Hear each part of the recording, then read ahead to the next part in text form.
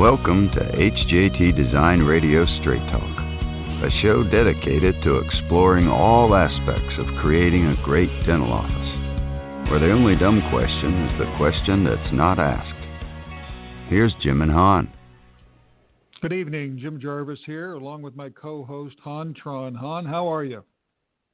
I am great, Jim. Good to be back. We were out for 2 weeks, and I was out for 2 weeks. And I'm getting what do you call it, the shakes from withdrawal. Yeah, we're getting cabin fever, whatever you want to call it. We're back at it. Sorry for the hiatus. I actually had a pretty major dental procedure the last show, and trust me, you wouldn't have been able to understand a word I said after, almost 3 hours in the dental chair. So back at it.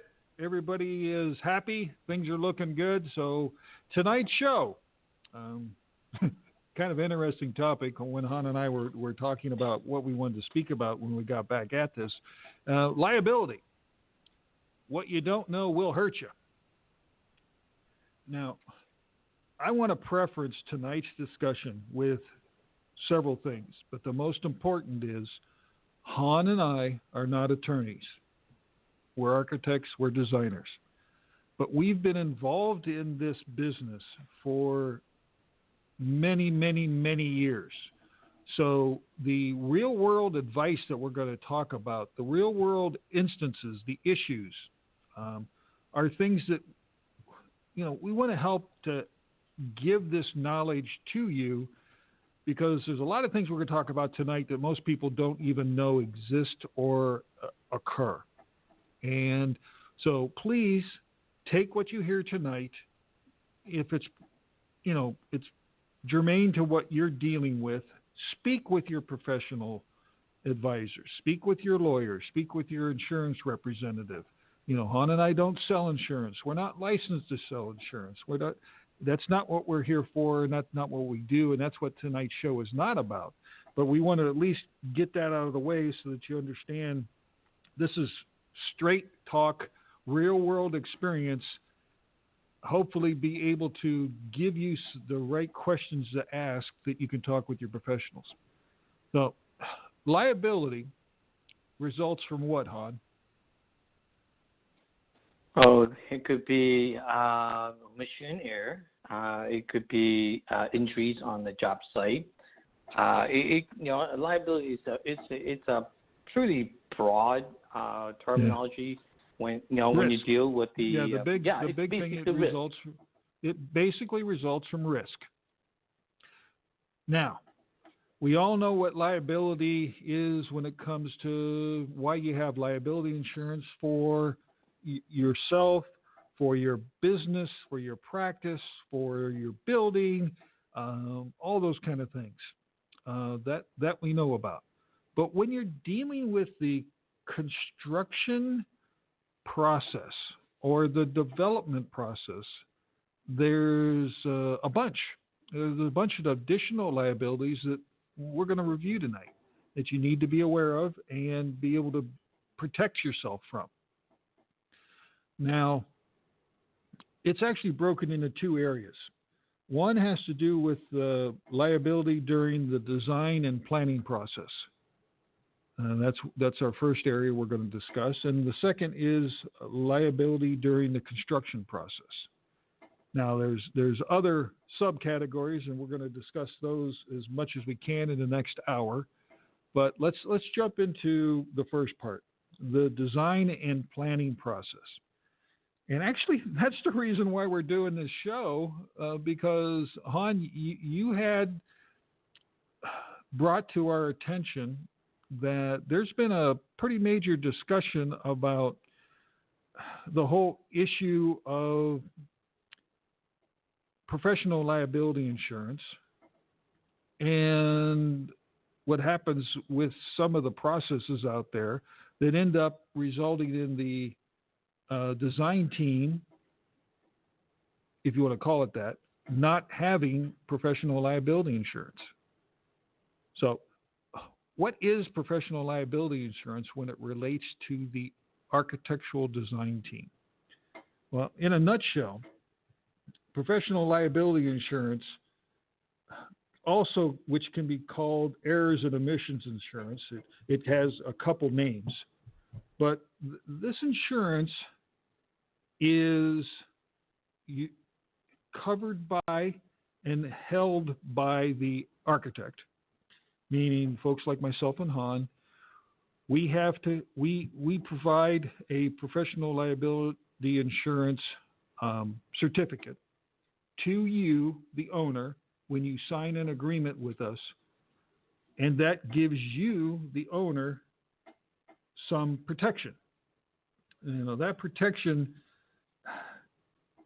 is in the sense that it covers multiple things, some of which you may not think it should cover, and some of the things you think it should cover, it doesn't. But professional liability insurance is there for that reason, that those errors and omissions. And everybody says, well, that means that if Han and I forget to draw a 2x4 on the particular drawing detail, that you can file a claim with our professional insurance liability provider, and the provider will pay for that 2x4 to be installed in your construction. Well, that's the absolute wrong definition of what professional liability insurance is for. Professional liability insurance for the architectural design team has to have the issue of neglect, in that here's a prime example.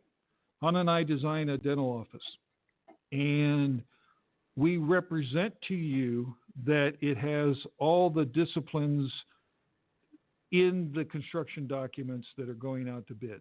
So, for example, it has all the life safety code issues. It has all the issues as to close to structural, the mechanical, the electrical, the plumbing. And in that set of documents, our engineer, for example, the electrical engineer, forgets to put in an electrical system, a lighting system, for example. Not that he forgot to put a light in. He forgets to put a lighting system in, but we represent to you that it actually was in there. Okay, that's a prime example of errors and omissions and neglect. Now, don't get us wrong. If something goes wrong during the process and you as an owner get upset, your attorney is going to say, okay, we sue everybody, and then we shake out who's the actual person who is at fault in an issue. So this liability insurance does two things. It covers you and it covers us. We've talked about before, haven't we, Han, how construction is can be a very nasty business, but at the same time can be very, very, very expensive for errors.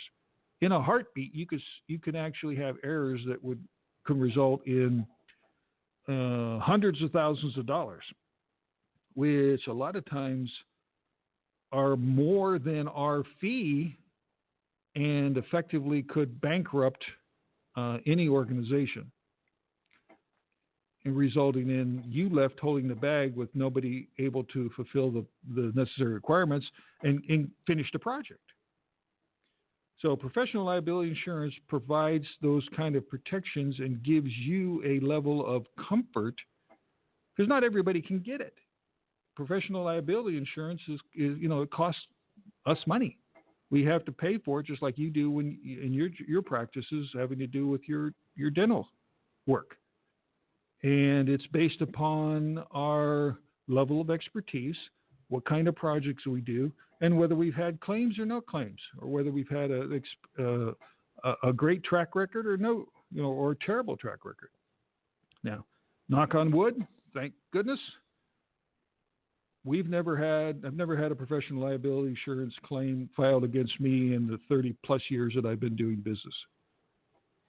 So, yay! Yeah, perfect track record so far. I do have a question, Jim. Yeah, go ahead. Professional liability insurance, it is a requirement by the state for you to practice architecture and or engineering services, isn't it? Actually, it's not. It's not? It's not a requirement as part of a licensure registration for any state that I know of. Now, are we recommending that you have someone that has it? Absolutely. So if you don't use us, use somebody that does. Because Han, our whole discussion started around the practice of, okay, you get a set of documents that you're told to go find someone through the builder that will stamp those drawings that you can then get a building permit on and build this project that has been designed. Well, what's missing in that equation? A design team that doesn't have a professional liability insurance, right? That is predominantly yes. I think the discussion, Jim, usually had twofold. The recommendation is the design organization, because that's what they market themselves as. No name is needed to be mentioned. They charge a fees for their work, and they should be compensated for their work. I think where it exposed the client to greater risk is the advocacy to take that work, which is not done by a licensed professional, and give it to a contractor to find a engineer. Typically, that's the premise, is that in most states an engineer can seal a set of drawing that was done as qualified architectural services, and not the other way around. So an engineer who's for a few hundred, a few $1,000 would put his seal on the drawing and submit it for a permit. Whether the discussion come up whether that engineer is licensed, or let me say, whether that engineer have liability insurance or not is never part of the discussion. So it would be rather rude if something goes wrong and the owner end up having to or being informed that the error admission now fall directly squarely on the shoulder of the owner to resolve, because the people, the organization that did the design are not licensed, architects or engineer. They don't have the liability because since they're not licensed, they're not liable for their work that they've done. The people that actually seal the drawing, step up and say, I did the work, I'll take the responsibility and the liability. But you can see how quickly it can get really, really messy, very, very expensive. And that discussions are spoken openly, almost like, it's just a nonchalant, just the way things is. And, this brought, this episode of Straight Talk is to at least educate the listener of the potential. And again, Jim said we're not attorneys, we're not insurance agents, and our discussion are not meant, or the intent is not to be fear-mongering, but rather on an educational level, so that way you can be, you the client, you the building owner, can be more informed in moving forward whoever you choose to work with, so that you know that you can put things in place to protect yourself. This is a major CYA. That's all it is. Reduce your risk. Jim? Yeah, so the takeaway from this beginning of our discussion is the very first thing you want to get is from your design team, whoever that entity is going to be, is how am I covered utilizing professional liability insurance?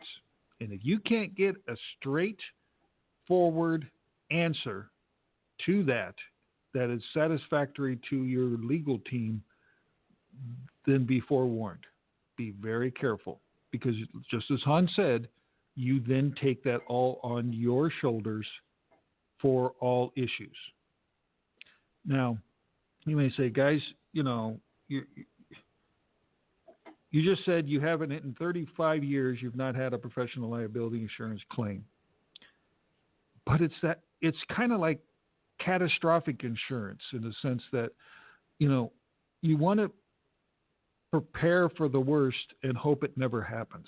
Because at one time that you're not protected is when it happens. And then you have to deal with that. And it could be it effectively could destroy your career or destroy your practice specifically. Because we're talking about large sums of money and long durations. We all know how legal processes work. They take forever, and sometimes on the realm of years to get resolved. We've talked about it before. How much does it cost you every month to not have that 10 operatory working? That's $30,000, $25,000 a month times 12. That's a ton of money that just sits there, not making you money. You'll never get it back. And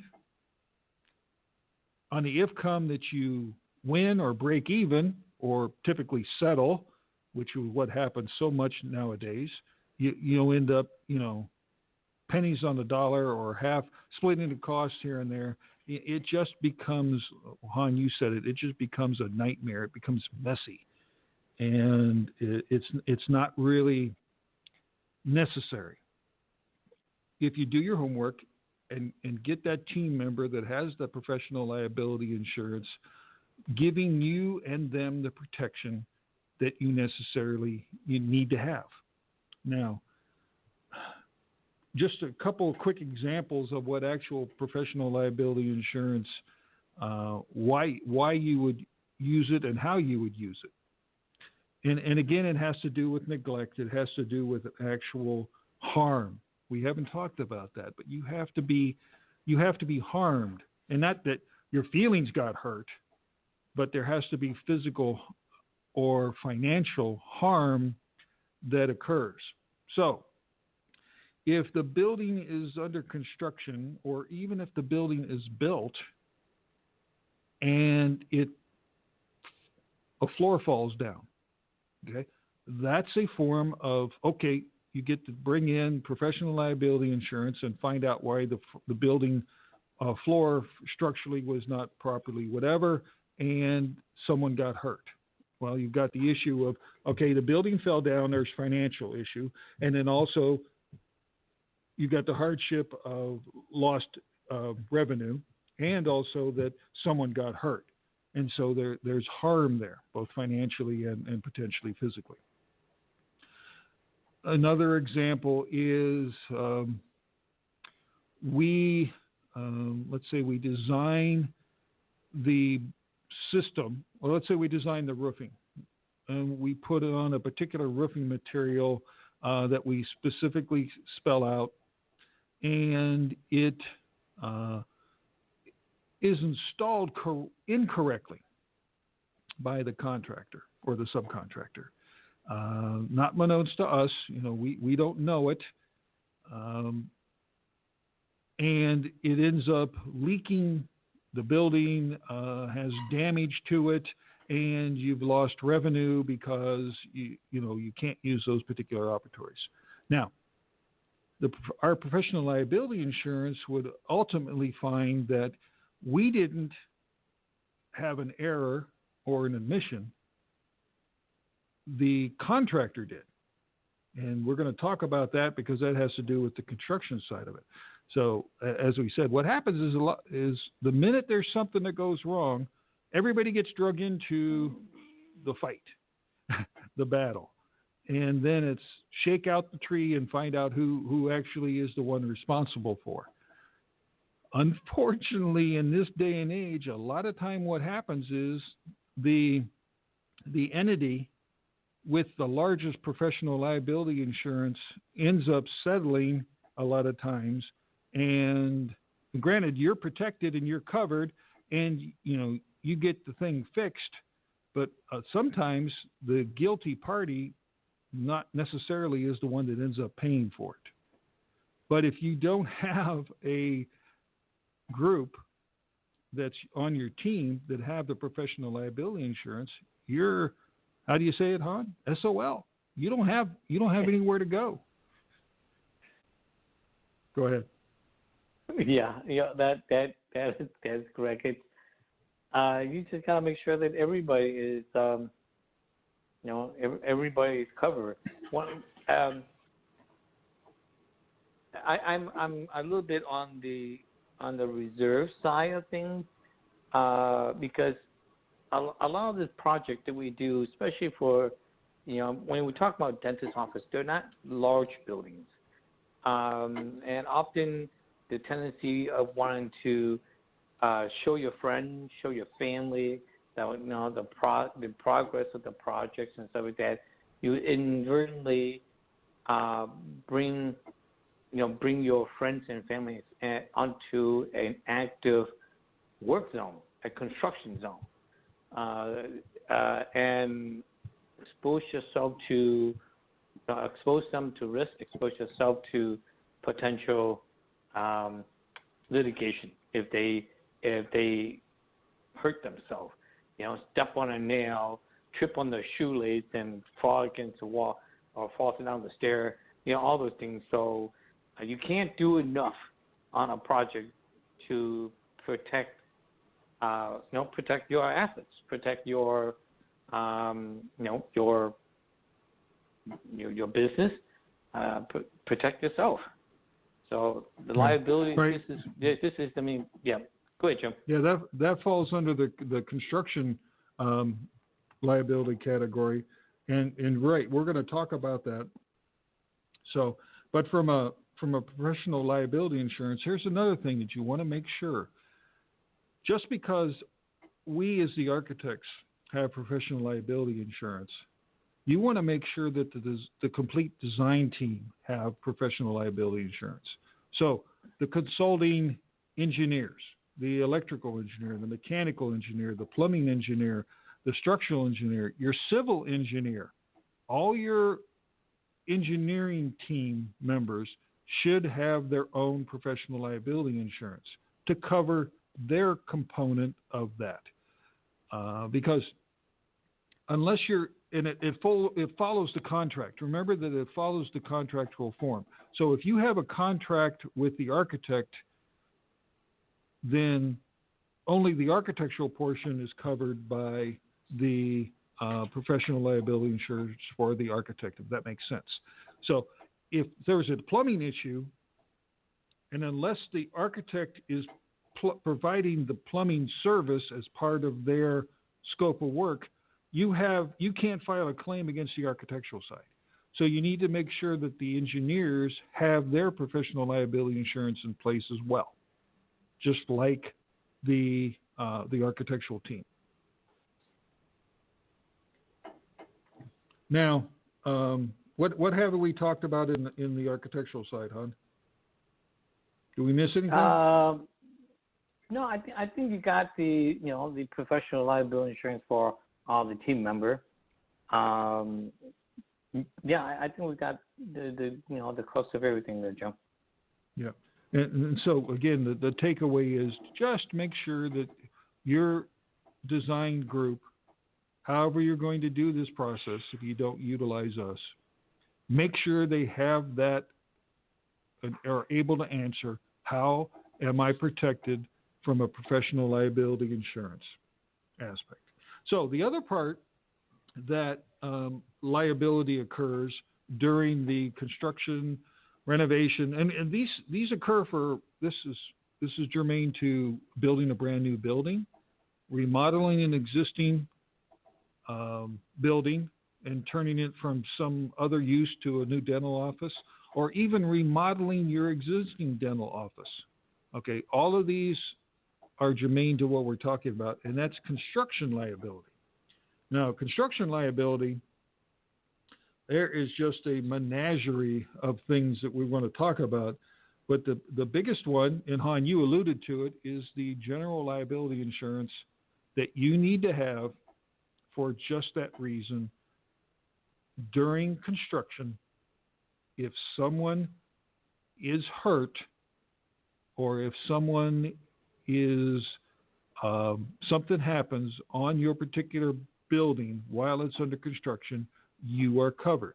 And that could be that it falls over, a wall collapses, whatever the particular issue is, and especially if someone hurt. And Han, what was the story about? You had someone that walked on the site and did what?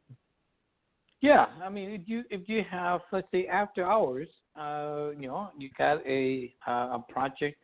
Majority of them are not fenced in, so it can't be locked. The building may be locked, okay, so they can't get into the building, but they can still walk onto the property. And in essence, trespass. They're curious and all that stuff, and they trip and hurt themselves. Okay, now, they're clumsy or stupid or whatever reason is, but in this crazy world we lived in, they blame you for tripping over their own shoelace. Okay, it's crazy, but you need to have liability coverage for those incidences because it could make your life really complicated. Right? Because people people will go onto the site and check things out, take a close look to see what's there. Okay, and for instance, I was at a building project, look at it in the evening, and I look up and there's a face plastered against the window from the outside. Well, that individual was a local dentist. He was curious of what's going on and the progress of that building, and he actually walked into the site, take a look for himself, and that was at night. Okay, so general liability insurance, we can't make it any more stronger that you should have it, have coverage for that to protect yourself from those kind of curious onlookers. Yeah. And we need to make the definition that is different than contractors' liability insurance. Okay. Contractors' liability insurance is, let's say you have a general contractor. That contractor has liability insurance for his workers to protect them against injury, accident, property damage, anything that happens during the construction process for he and his people or the people that he hires. He didn't hire that dentist that walked on the job. He didn't hire that young kid that walked onto the property and fell down the elevator shaft. So his general liability insurance will not cover that, and that goes back against you as the property owner. So you got to be real careful. Here's another one. Talk to your insurance carrier and also your legal team about having, for the duration of the construction, general liability insurance to protect you from, unfortunately, illegal activities. And even if the building is fenced in, it still doesn't matter. They climb the fence, get hurt while they climb the fence, and still continue to do something, you're still at risk. Han?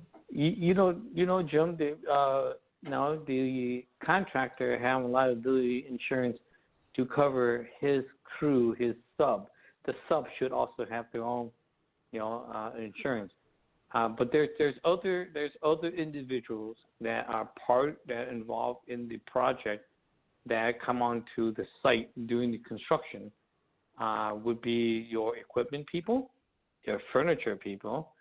If you hire an interior designer, and so there is people that are part of the team, but not necessarily part of the team under the umbrella and protection of the GC. Then it would fall under your liability insurance protection.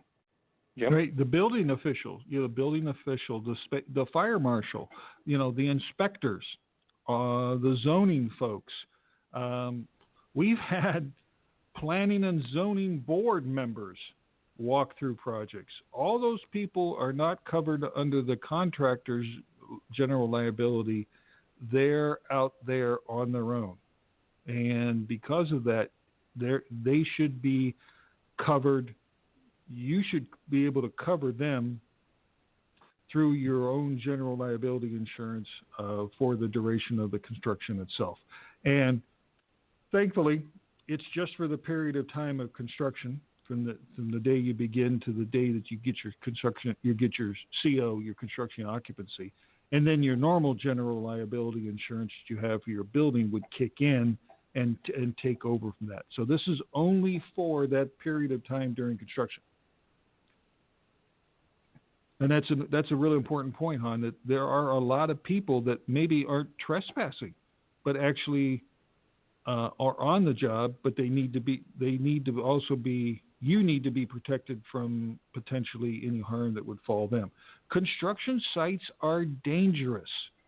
They are one of the most dangerous places you could be in, because extremely dangerous. Extremely dangerous. One little slip, one little miscalculation, one little stumble, and it literally can be fatal, or a major catastrophe to someone. And so you have to be so careful. Please, I guess this is a sidebar in the sense that if you take anybody through your construction site while it's, one, either under construction, or two, after hours, be beyond extra careful. Taking family and friends through your construction site might be the coolest thing. Well, you're so proud of it. You want to show it off. You want to, honey, this is where all the money's going. And, this is where, the magic's going to happen. Just be so careful, because especially at night, and a lot of times there's not always a lot of illumination. The life safety components are not in. They may not be completed. Handrails may not be in place. Guardrails may not exist at that particular time. There might be temporary ones, but it's an extremely dangerous time. You've got rebar that's sticking up over here in this area, or things that are hanging down from the ceiling or over there. People can get easily really badly injured. And so just be forewarned. I know a lot of construction companies that will not allow the owner to take anyone through the project, one, while it's under construction during normal working hours. They just can't come through. That is a requirement. It's in their contract. They won't let it happen. And two, a lot of them will say, and you can't come into the property after hours without an escort or without some particular arrangement in advance, because it is so dangerous. You were going to say, Han? I've been involved. I have been involved in projects where part of the part of the management of traffic coming through the project is that they go to the visitor, regardless who it is, including the owner. Go to the job trailer, which is rather rare for a dentist's office, but they report to the superintendent and sign in, their name, their contact, who they are, what they're there for, and stuff like that. And then once they're done with their taking care of the business, they sign out, because that's part of the how they protect themselves from people that are there for a legitimate reason and things like that. So, proper footwear, proper head protection. I mean, you name it.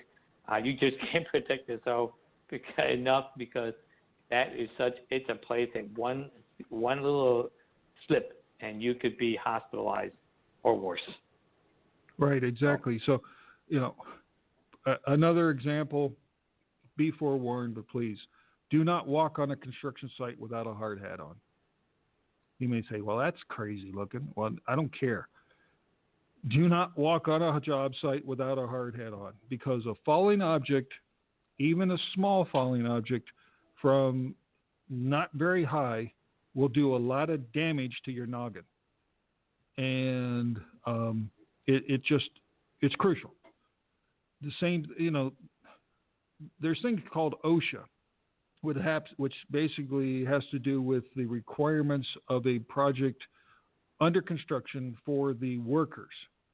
And, they mandate things like having safety equipment on, having hard hats, goggles, and proper footwear, visibility stuff, and, that kind of stuff. That's a mandatory. But if you walk on that job, make sure you have a hard hat. And without a doubt, don't let anyone walk on that job in a pair of tennis shoes.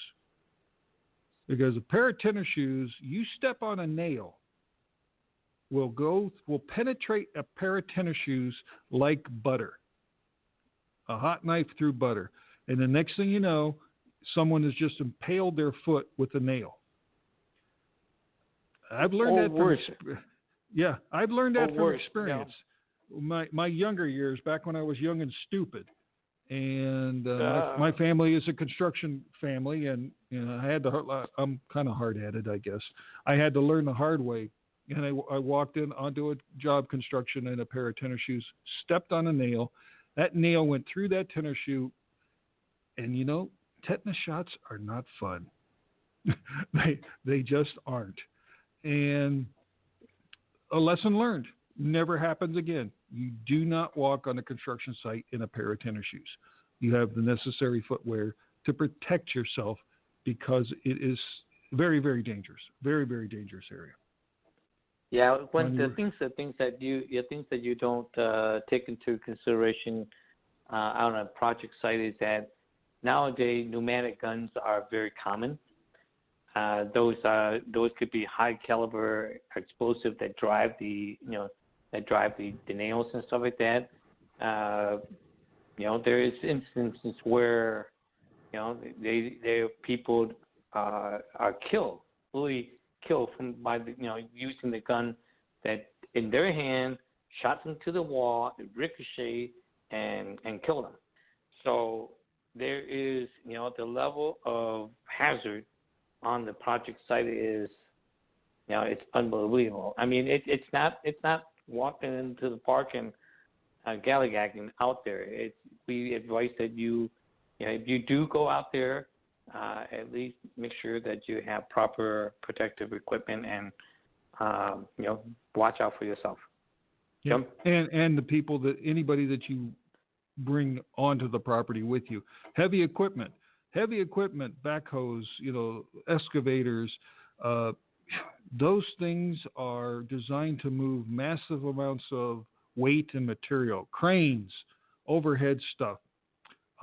Any little accident that happens, could be potentially fatal.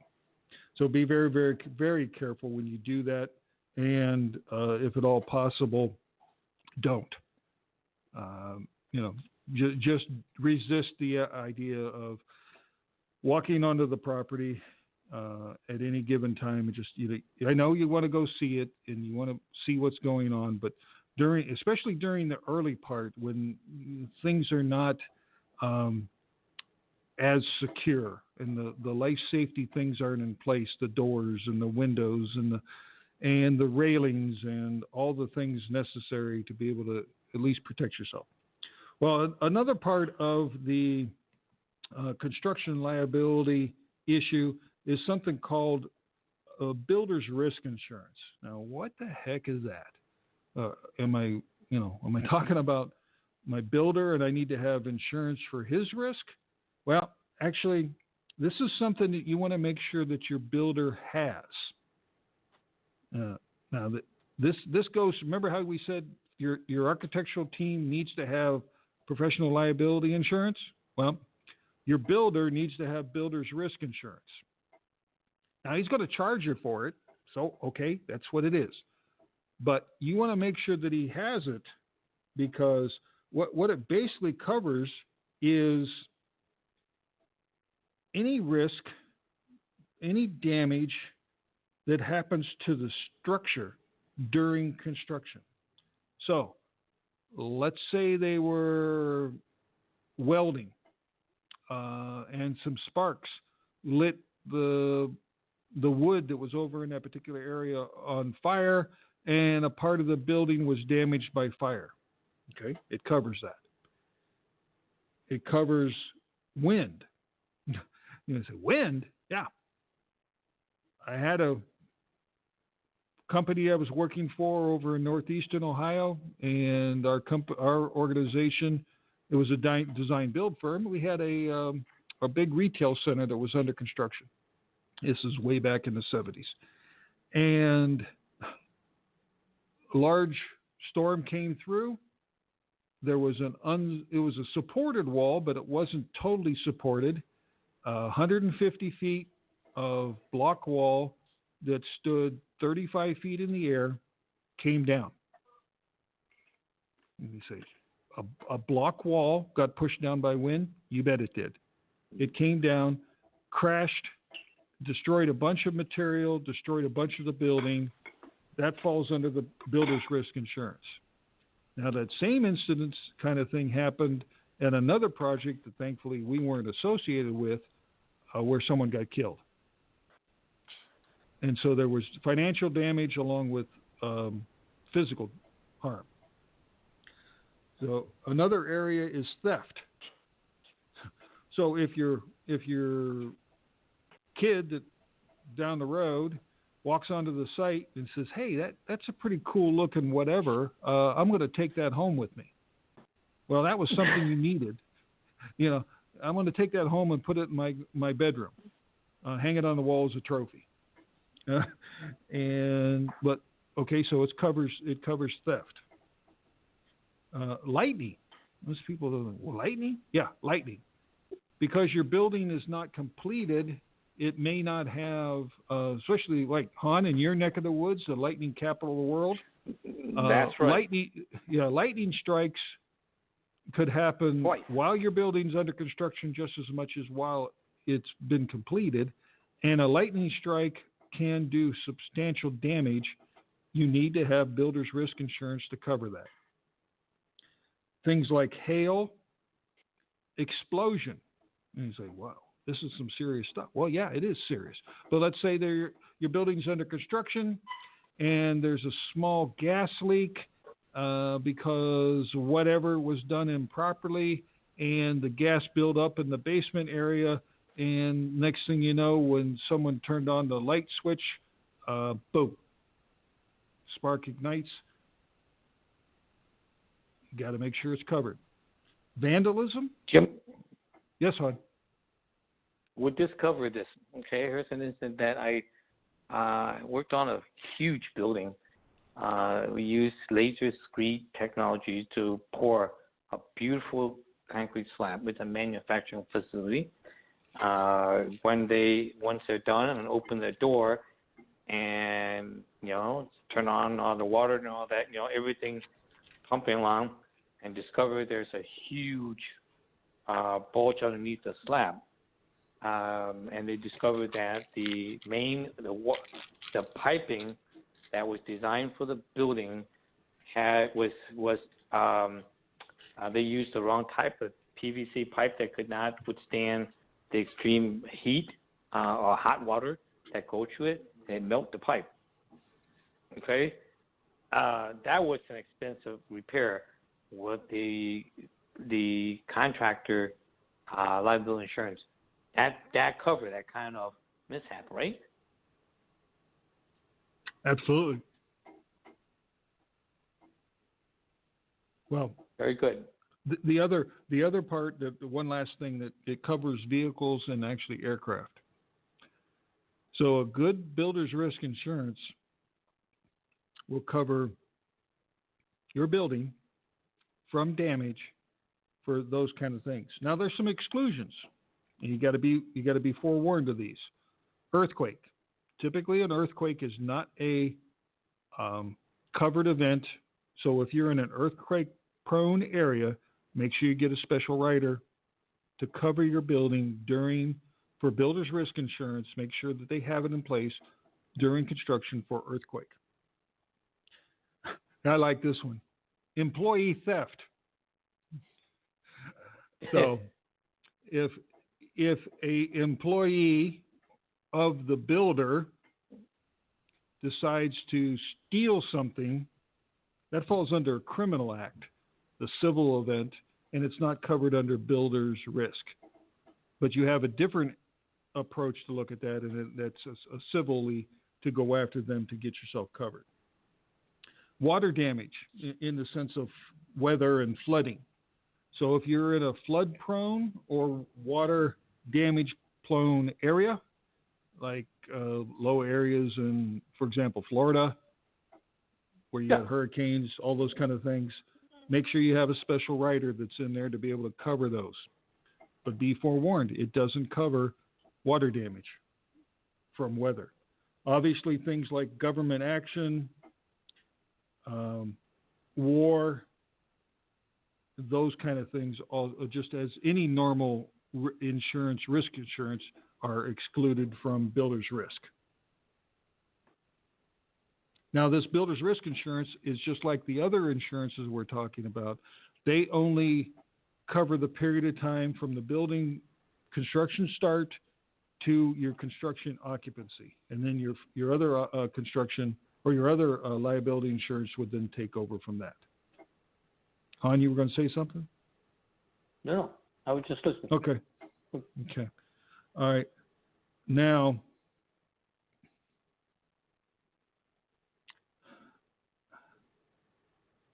I guess the other area, and there's a bunch of other kind of liabilities / insurances / risk discussions we can have, but there are things like performance bonds. That has to do with your ability to the contractor to perform and whether you want to insure. I mean, typically these kind of things happen on a much larger project than a dental project, but it might be something you want to investigate at least. You're basically putting a policy to ensure that your builder performs. Now, we've had it happen, so don't think it doesn't, where a builder gets some part way through the construction of the project and something happens and they disappear, or they go belly up, or they file for bankruptcy, or they abscond with the last pay application and take off to the Caribbean. I mean, that stuff happens. And guess who's left holding the bag? You are. Han, we've had that happen in one of our projects, haven't we? That's right. It did. I mean, after 30 some years in this industry, we have heard about it. It happened to other people, but we experienced it on a project where most of this project are financed. Okay, a few of our projects are self-financed.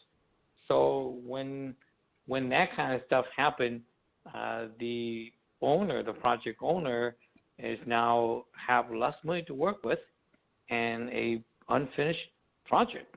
It put a lot of stress in your life really, really quickly. Okay, this is not a story. This actually happened. We had an incident where the contractor walked with about 65% of the project budget, and he only had done about 30% of the work.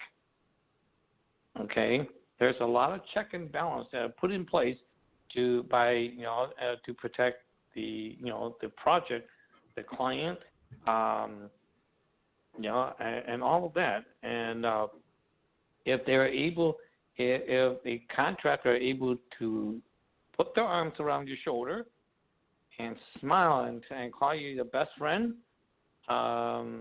beware. Okay, because your money is going to be gone.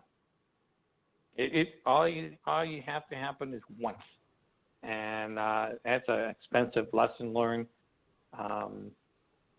It's you can't protect yourself enough. We have system in place, protocols, or how projects handle. But any time that those protocols are bypassed, you are exposed to greater risk. Jim?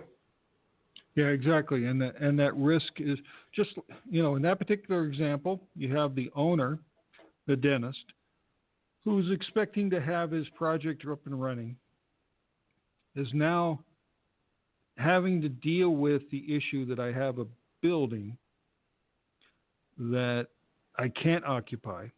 It's not complete.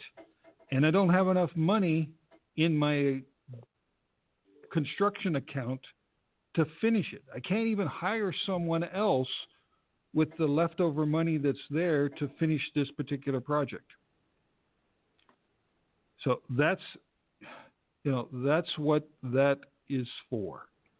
It basically provides that cushion in that particular case. Now, obviously, they're going to, meaning the insurance company, is going to pay out that particular claim, get you made whole, get the project moving forward with another contractor, get you into the building where you should be so you can start making money and moving forward with your success. And then they're going to go after that first contractor with all of their powers that be to recoup that money. And that includes things like criminally and everything else. But that's not your responsibility, nor should be your worry. You need to worry about moving forward with your project and getting your new practice up and running. So, it does happen. Now, there are checks and balances in place, but sometimes those checks and balances get circumvented. That's why, criminals are criminals. They don't listen to the law. That's why they're a criminal. And so when they have an opportunity to do those kind of things and they do that, then you have to protect yourself. I mean, the typical, I guess, in that particular case, the thing to take home from is, one, do not, and I repeat, do not pay large sums of money up front to any contractor on your job.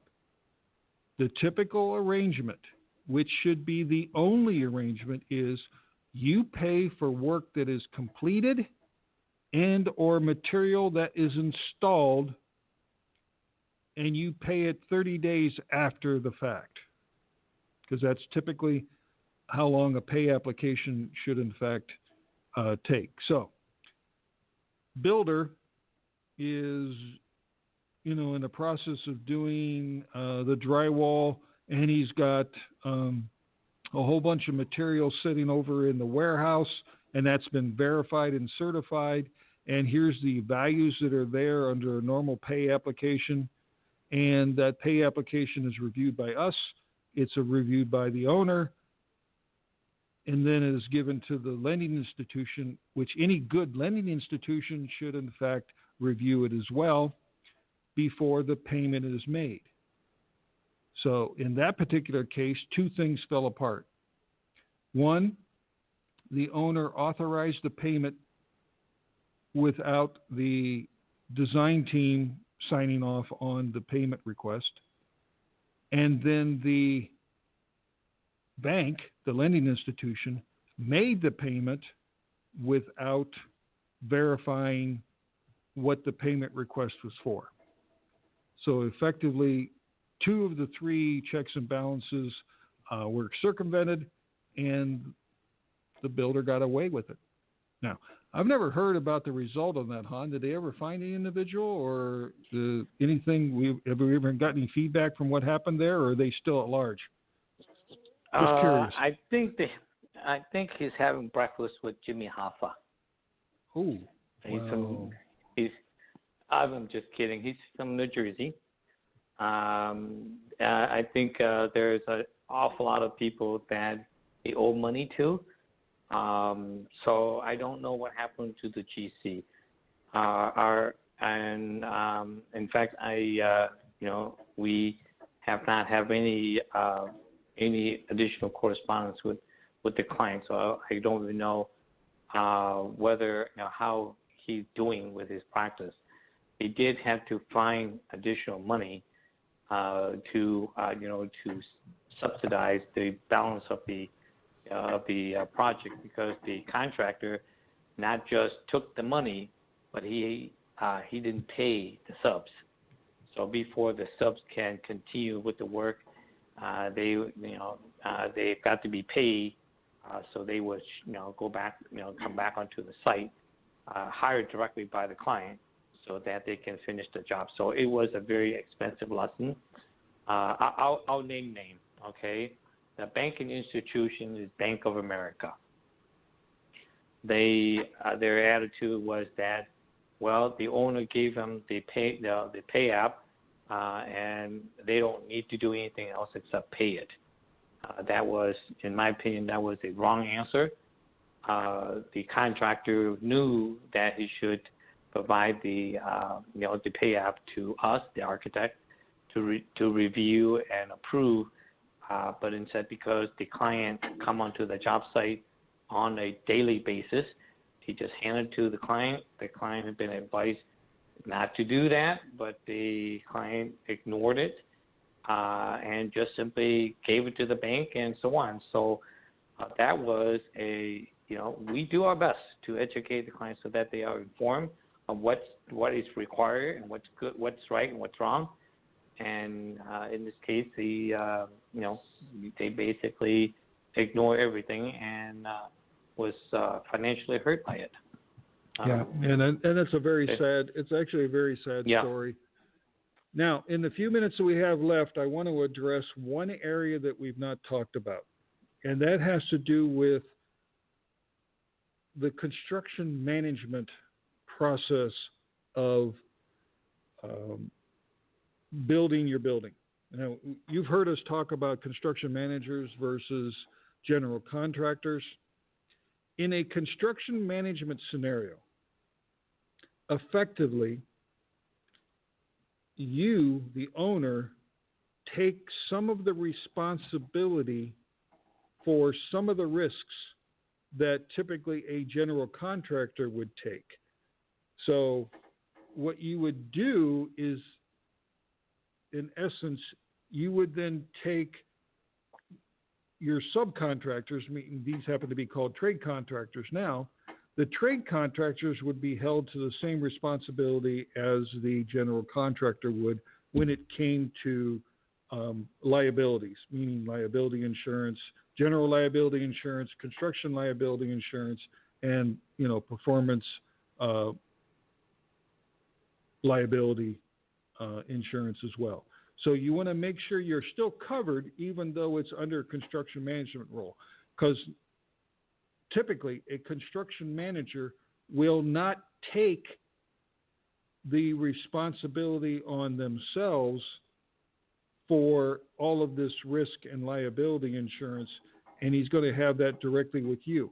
Now, there's a savings in that there's not a markup, and a lot of times because you're taking on this additional risk, yes, you need to have those. You just need to have that insurance and those checks and balances in place so that you don't find yourself into a sticky wicket when something happens like that. So does that make sense, Han? Yes, it does. Okay, all right. So, in a nutshell, construction is a nasty business. We all know that. It's unfortunate. It is what it is. There are a lot of great people out there, and there are some bad people out there. And you need to have the necessary liability coverage to protect yourself. Don't think that it won't happen to you. because the minute you do, it does. And like the moral of the title of this place, liability, what you don't know will hurt you. It will hurt you. And it can be very, very, very painful. So take what you heard tonight. Go ahead, on. Yeah, I mean, you when you run a practice, okay, you provide liability insurance on for your practice, what your staff have done, what you have done, and all that stuff. So a construction site is basically a work environment that are overseen by the contractor, and it involves a number of other people. So, with the same mindset, of your office, it's just transfer that to the construction site. Right. It's yours. Okay, you got to protect yourself, Jim. Definitely protect yourself. Protect yourself during the design and planning phase. Make sure your team has professional liability insurance. Do not skip that step. Protect yourself during the construction. Make sure your general contractor or your, in this case, trade contractors, if you're using the construction management process, make sure they have the necessary liability insurances to be able to cover you for any situation that may occur while you're under construction. Then, Jim, when the whole thing is built, go ahead, Anna. Jim, their liability insurance is different than the being bondable, right? Oh yeah, bonding is it's a totally different thing, and that really has absolutely it doesn't really have much to do with liability insurance, and mostly has to do with the financial ability of the contractor to perform. And gotcha. That's kind of a thing when it comes to the point of, when we talked about pay applications and how pay applications work, the owner gets billed and ends up paying 30 days later. Well, that 30-day process, the contractor has to be financially stable to carry that for the 30 days. And so that's really when it comes into the issue of bonding and being able to cover, they have the financial wherewithal to be able to cover the purchase of materials and the labor and all the things that are necessary for them to do what they do, temporary power, just all the stuff necessary to make a building. So yeah, that's a totally different discussion and doesn't have anything to do with the liability side. So again, protect yourself. Make sure that you have your liability coverage in place. And if someone tells you you don't need it, think really hard on why. Why don't I need that? Han, you were going to say? Talk to your attorney. Talk to your attorney. Talk to your insurance agent. Talk to all the people that have to do with your team, and obviously in this case, talk to your designer and as well as your builder. And if someone in that whole process says you don't need it, be warned. There better be a really good reason why not. So with that, Han, I'll leave you with the last word, unless there's something we missed. I think I'm good. Okay, it's been very, very enlightening. Appreciate all of you spending the hours with us. Until next time, have a good evening. You've been listening to HJT Design Radio Straight Talk with Jim and Han. To contact us and find out more info about upcoming shows, please log on to our website at www.hjtdesign.com. Until next time.